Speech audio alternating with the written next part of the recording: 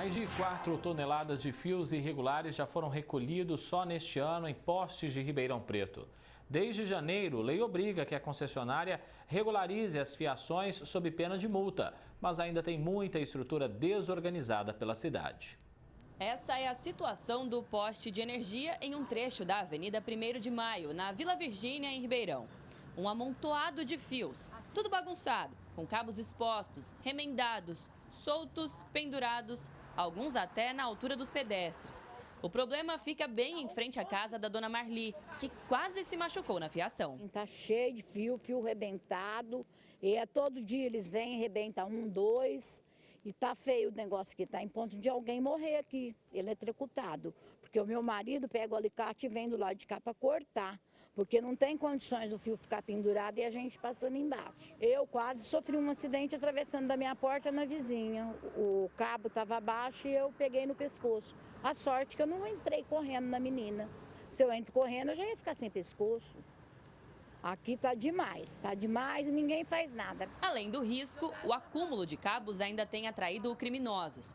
Com isso, os serviços de telefone, televisão e internet ficam prejudicados, mesmo que todos os pagamentos estejam em dia. O caminhão que passa sempre é mais alto, também arrebenta fio.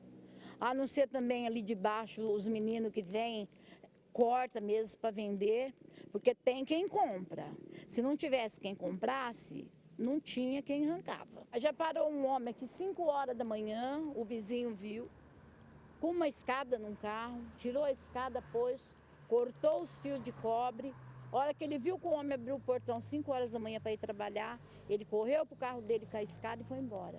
Há anos, o Jornal da Clube registra os transtornos causados por essa fiação irregular. Eles vão desde acidentes de trânsito com vítimas graves até curtos-circuitos. O engenheiro eletricista aponta que o problema é crônico e exige regularização.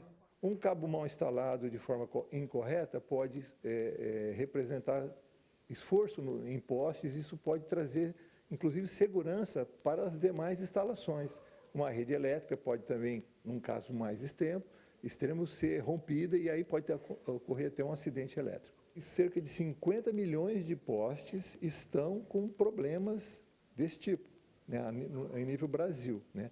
E que também mais da metade das operadoras que operam no país não estão devidamente cadastradas. A CPFL tem feito uma operação especial para organizar os fios na cidade. Só nesse ano já foram emitidas mais de 10.500 advertências às operadoras para ajustarem os cabos irregulares. Os que não forem adequados são removidos.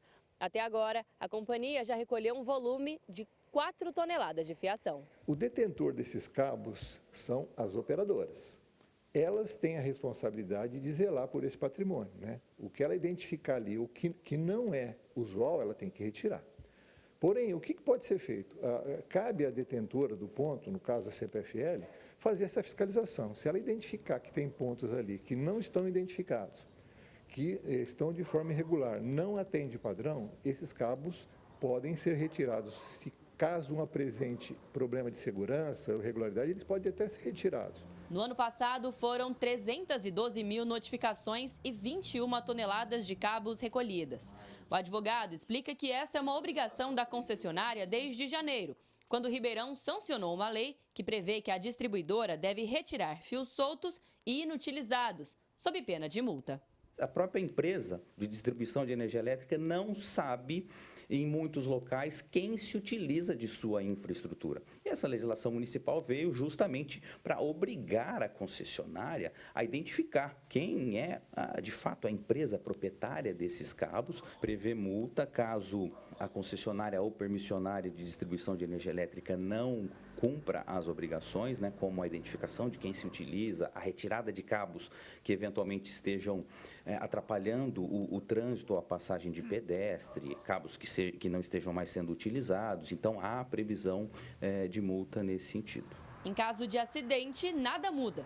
Ele aponta que a responsabilidade é dividida entre os responsáveis pelos fios. Tanto a concessionária quanto a proprietária de fato desse cabo, que se utiliza da infraestrutura dessa concessionária, né, dos postes, são responsáveis. Caso não se identifique quem seja de fato a proprietária dessa fiação, a concessionária, ao fim e ao cabo, vai ser responsabilizada, né? Já que aplica-se, nesse caso, o Código de Defesa do Consumidor, que prevê responsabilidade objetiva da empresa, né, de distribuição de energia elétrica e solidária da empresa de telecomunicação que utiliza dessa infraestrutura para fazer o cabeamento.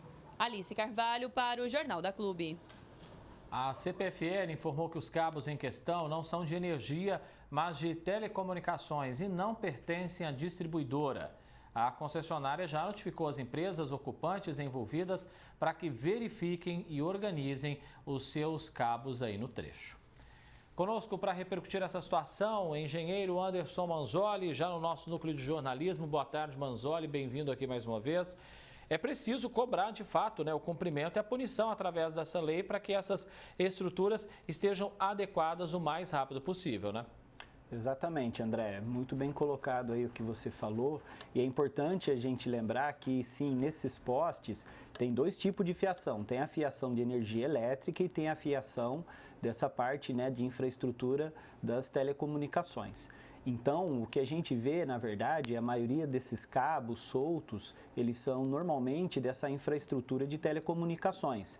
E essa lei, ela vai obrigar, na verdade, a concessionária a fazer algo que ela já deveria estar fazendo, que é fazer a retirada dessa fiação de muitas empresas que nem existem mais e estão com essa fiação aí, colocando em risco, de forma direta e indireta, todo o sistema. Porque, veja, quando eu tenho esse emaranhado de fios, a possibilidade desses fios se aquecerem e causar algum tipo, né, de curto-circuito é muito grande, isso pode gerar incêndio. Além disso, esse monte de fios junto, eles também atrapalham a própria passagem do sinal.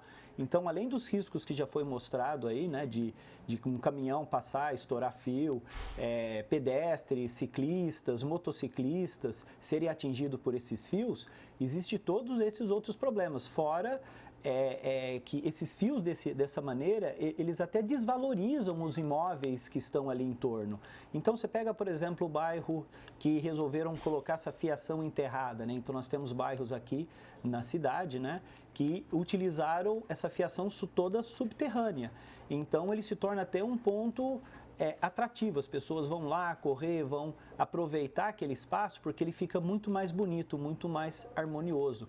Então, existem soluções muito interessantes hoje que podem ser utilizados, né, no lugar de essa fiação aérea em todo lugar, como a gente está vendo. Como o senhor acabou de citar aí, professor, é comum a gente ver caminhões arrastando esses fios mais baixos dos postes, trazendo enormes transtornos. É preciso realmente fiscalizar também se essas instalações elas estão corretas, né? Exatamente. Veja, o poste ele é uma estrutura que ele é dimensionada para uma certa capacidade, né, quantidade de fios, que na hora que você prende os fios lá, essa catenária, que essa barriguinha que o cabo faz, ele é dimensionado, ele é calculado. Então, quando ele é bem executado, normalmente pelas empresas, né, concessionárias aí de energia e aquelas de telecomunicações também idônea, eles colocam esses cabos na tensão correta e na altura correta. O problema são muitas empresas que utilizam esse espaço público e fazem instalações que não são as mais adequadas, não seguem as normas e simplesmente chegam lá e penduram a sua fiação no poste. E é responsabilidade da concessionária fiscalizar e não deixar isso acontecer. Então, a prefeitura agora, com essa nova lei, cobrando da concessionária que ela retire esses fios, que ela seja um pouco mais cuidadosa com isso, a gente pode pensar em melhoras. E já aproveitando, já que foi feita uma lei que é muito interessante, poderia se estender ela e obrigar, num certo período, médio e longo prazo, a substituição desses cabos e fios que são antigos por fios mais novos. Por exemplo, você pega os cabos de fibra. Os cabos de fibra, em vez de você colocar esse monte de fiação, você colocando um cabo de fibra ótica, por exemplo, você substitui muitos cabos. Então, de repente, você fazer um projeto de lei para médio e longo prazo, para as novas empresas que que vierem a entrar no mercado e até as que já estão aí, substituindo esse sistema de cabeamento por um cabeamento mais moderno, né, que evita roubo, evita a possibilidade das pessoas ficarem subindo no poste para tentar roubar, a própria substituição na parte de energia elétrica também dos cabos de cobre por cabos de alumínio, que são mais leves e não são interessantes para roubo, também se evita um monte de problema. Então já poderia estar se pensando em médio e longo prazo para daqui a pouco a gente ter uma cidade bem mais bonita, com uma visualização mais interessante e mais segura também, né, André? Com certeza, professor e engenheiro civil Anderson Manzoli, agradeço muito a presença mais uma vez do senhor aqui com a gente. Um abraço e até a próxima. Eu que agradeço. Obrigado.